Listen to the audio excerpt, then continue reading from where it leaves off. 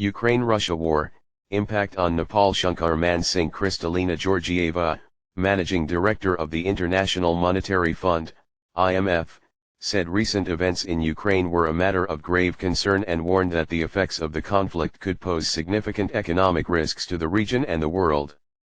This week's events in Ukraine are a matter of grave concern, first and foremost because of the suffering of human beings and ordinary people, Georgieva said in a statement.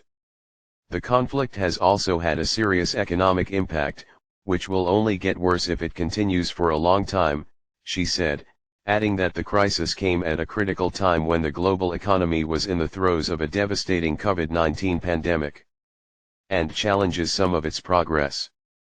In addition to the ongoing policy advice, the IMF is exploring all options for additional financial assistance, under the existing standby arrangement, the IMF's workhorse lending tool for emerging and advanced market countries, for $2.2 billion, Georgieva said. Officials have also requested the IMF for emergency financing.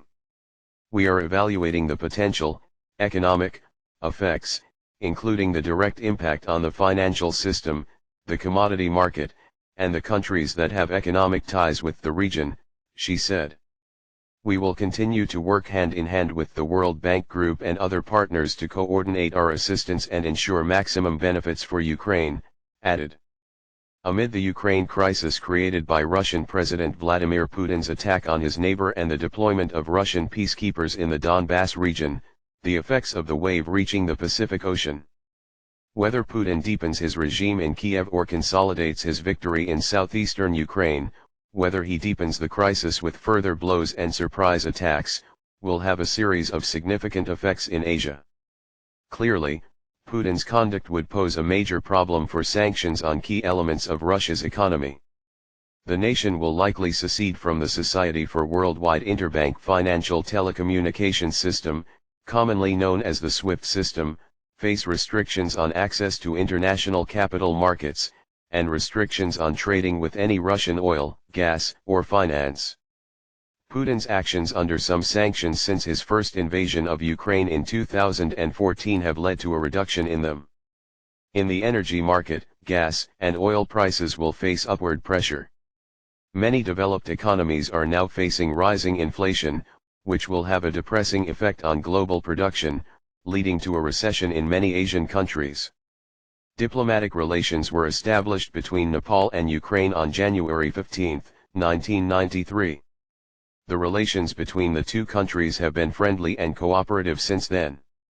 A Ukrainian trade delegation from the Odessa-based Chamber of Commerce and Industry of Ukraine visited Kathmandu in 2000 to sign a Memorandum of Understanding with the Federation of Nepalese Chambers of Commerce and Industry, FNCI, to promote trade relations between Nepal and Ukraine. Trade and investment. Nepal's trade with Ukraine is still growing compared to other European countries. Major items exported from Nepal to Ukraine are yarn, coffee, tea, and spices, and clothing. Thus, there is a direct trade relationship between Nepal and Ukraine. In the last fiscal year, Ukraine was the sixth largest seller of goods to Nepal, and in the first 7 months of the current fiscal year, Ukraine was in the 8th position. Industrialists are importing various industrial raw materials from Ukraine. The general impact of the Ukraine crisis has already been seen in the Nepalese economy. This is certain to increase the price of industrial raw materials imported from Ukraine to Nepal. The immediate effects of the Ukraine crisis will be on gold, petroleum products, and edible oil. However, Nepal has started ordering crude edible oil seeds from Australia as well.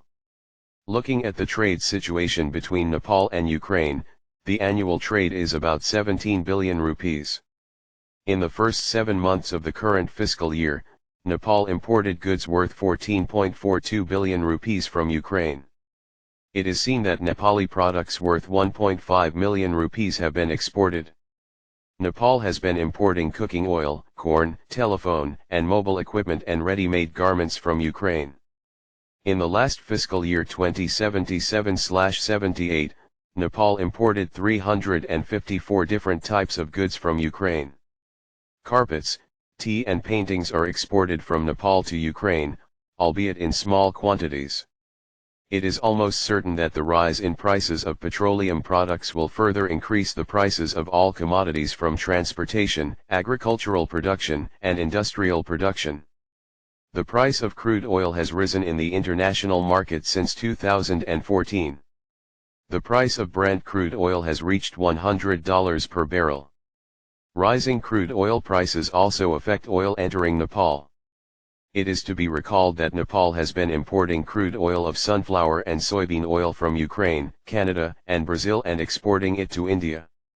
For some years now, soybean and sunflower oil have been among the major exports of Nepal. As of January this year, palm, soybean, and sunflower oil worth 73.64 billion rupees had been exported from Nepal. On the other hand, Nepal and Russia established diplomatic relations. After the dissolution of the Soviet Union, on December 28, 1991, Nepal granted full formal diplomatic recognition to the Russian Federation as a sovereign state. Russia has been assisting Nepal to move towards economic self-reliance since the establishment of diplomatic relations between Russia and Nepal. Bilateral relations between Nepal and Russia are based on mutual understanding and trust. Nepal-Russia economic relations. Nepal is constantly facing trade deficit with Russia.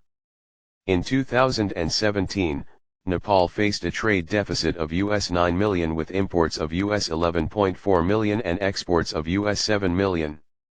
In 2018, the trade deficit was $28 million and imports were $30 million. Nepal's major exports to Russia are handwoven rugs, woolen shawls, scarves, mufflers, mantillas, veils, etc. Nepal can export tea and handicrafts, including pashmina shawls, to Russia. Russia has been assisting Nepal to move towards economic self-reliance since the establishment of diplomatic relations between Russia and Nepal. Among the goods imported by Nepal from Russia are aircraft and helicopters, parts and other goods, gears and bearings, parts and other goods for motor vehicles, lighting and visual instruments, aluminum, alloy goods.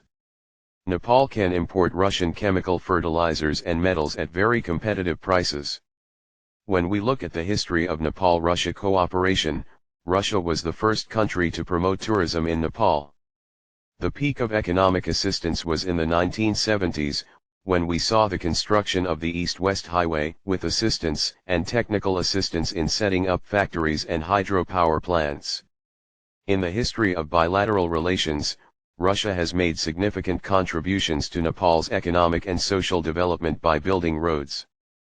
Painati Hydro Power Plant, Kanfi Children's Hospital, Burgunjay Sugar Factory, Agricultural Tools Factory, and Junkupur Cigarette Factory.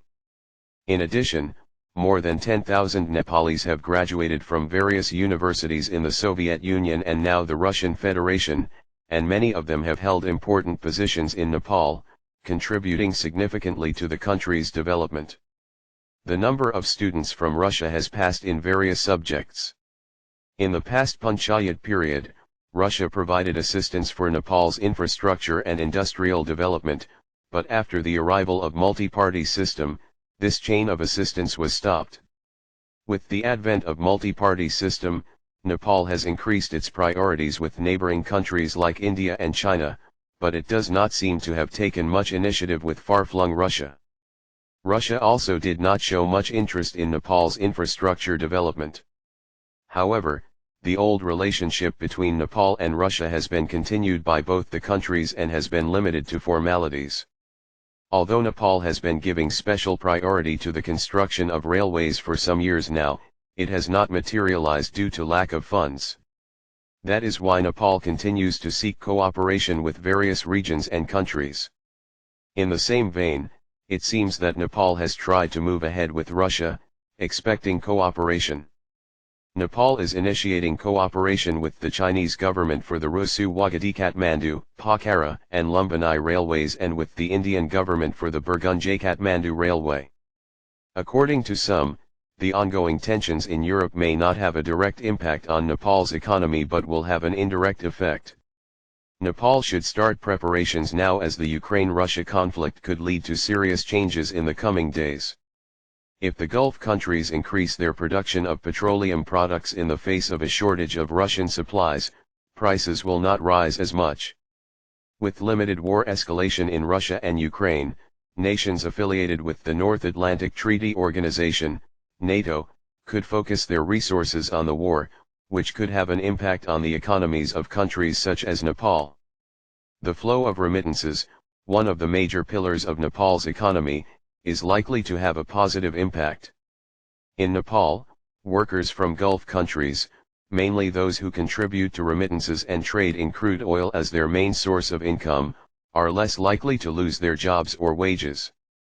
In order to reduce the impact on the international market, Nepal needs to take measures to reduce the consumption of petroleum products. For that, there is a strong possibility of emphasizing on the use of electricity.